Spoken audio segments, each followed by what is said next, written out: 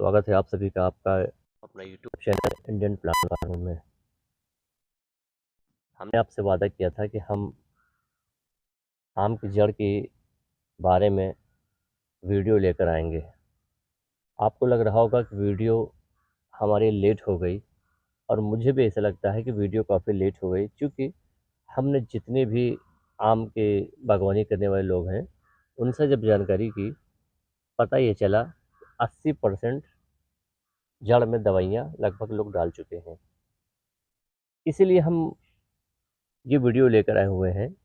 80 से 90% लोग जड़ में दवाइयाँ डाल चुके हैं, लेकिन सच पूछो, आम के जड़ में जो दवाइयाँ पड़ती है उसका सही टाइमिंग अब है। सितंबर के लास्ट सप्ताह में शुरू होता है, और अक्टूबर में यानी अक्टूबर तक आप इसको डालेंगे, बेस्ट रिजल्ट आपको देखने को मिलेगा। लेकिन हमने जितने भी आम के बागवानी करने वाले लोगों से पता किया तो बताया, भैया हमने तो दवा आज 1.5 महीना पहले ही डाल दिया। इसी विषय में हम आपसे चर्चा करेंगे कि इसका जो टाइमिंग है वो क्या होना चाहिए। एक्चुअल में अभी सही टाइमिंग किसी को नहीं पता है, लेकिन जब हमने आम के बागवानी जो करते हैं लोग उनसे जानकारी की, बोला भैया हम एक ज़माने से डाल रहे हैं, कोई आज नहीं, ज़माना बीत गया, हम ऐसे ही डालते हैं। तो इसी विषय पर आज हम बात करेंगे कि इसका सही टाइम क्या है। और दूसरी चीज़, क्या हमें उर्वरक और खाद के साथ में कल्टार का सेवन करना चाहिए, यानी जो जड़ में दवा पड़ती है कल्टार, उसके साथ में सेवन करना चाहिए या नहीं करना चाहिए। ये बहुत एक महत्वपूर्ण प्रश्न है। दूसरी चीज़, इसके डोज़ के बारे में बात करेंगे। अक्सर लोग डोज़ बहुत ही गलत डोज़ पड़ रहा है, कितना एक्चुअल में डोज़ होना चाहिए इसके बारे में भी बात करेंगे। तो किसान साथियों, अगर पहली बार वीडियो पे जो लोग आए हुए हैं, वीडियो को लाइक और चैनल को सब्सक्राइब जरूर कर लेंगे।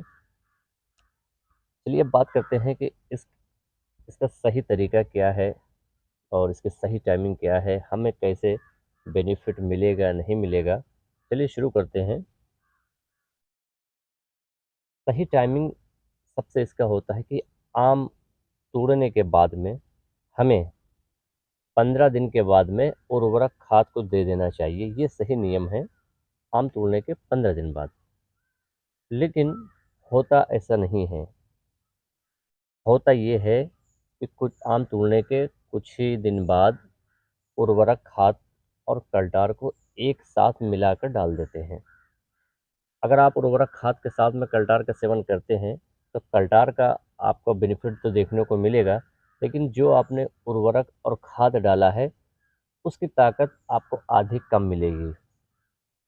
हम इसके लिए आपको बहुत ही बढ़िया उपाय बताएंगे कि अगर आप उर्वरक और खाद के साथ में कल्टार का इस्तेमाल कर रहे हैं तो सिर्फ आप ये उपाय जो मैं बताने जा रहा हूँ इसको अगर आप कर लेंगे तो आप देखेंगे कि आपकी जो आम की जो बागवानी है उसका जो उत्पादन है और उसकी जो आम की जो मजबूती है, ग्रोथ है, वो आप देखेंगे बहुत ही लाजवाब देखने को मिलेगा।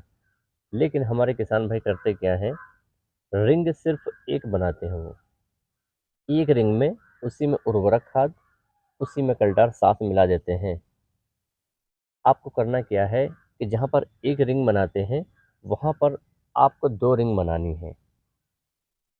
ऐसा इसलिए मैं बता रहा हूँ, हालांकि दोनों को साथ में तो नहीं पड़ना चाहिए, इसका टाइमिंग ही अलग होना चाहिए। आम तोड़ने के कम से कम 2.5 महीने बाद ही कलडार का सेवन होना चाहिए, लेकिन ऐसा होता नहीं है।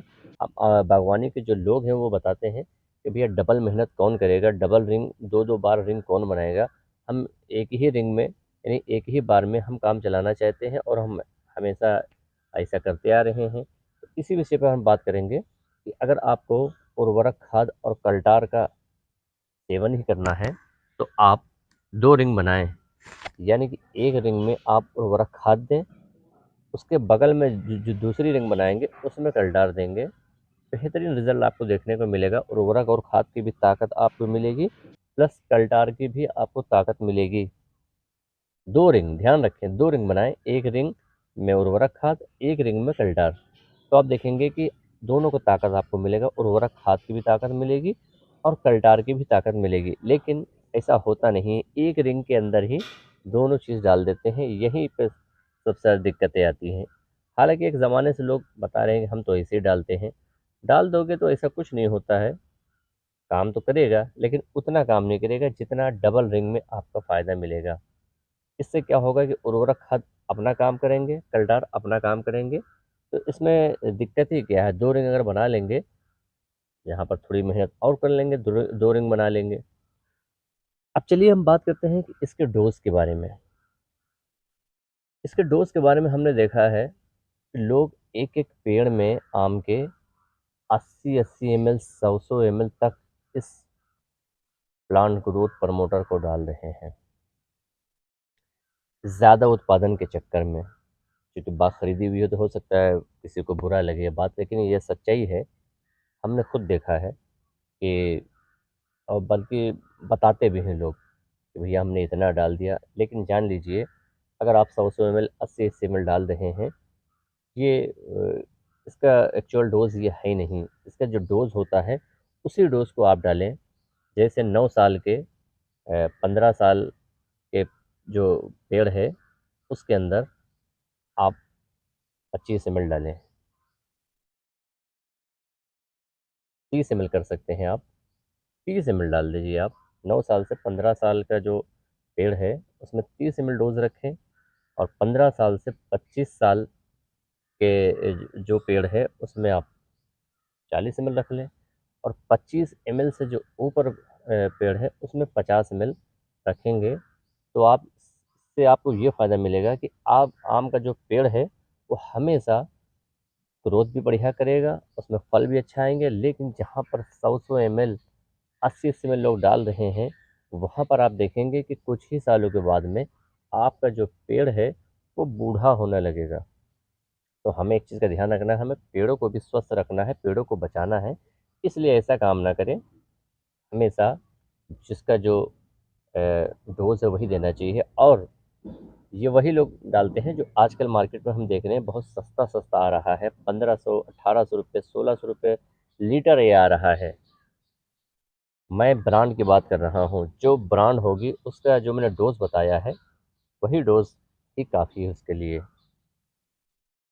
अब तीसरी चीज़, इसका टाइमिंग, जो मैं बात कर रहा था, इसका टाइमिंग क्या होना चाहिए?